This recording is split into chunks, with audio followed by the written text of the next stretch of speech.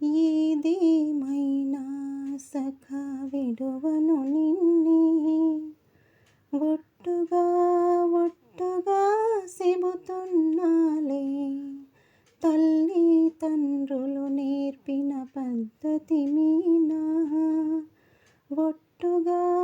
ఒట్టుగా చెబుతున్నాలే, ఒక దీపము వోలే ప్రతిబింబము నిన్నే,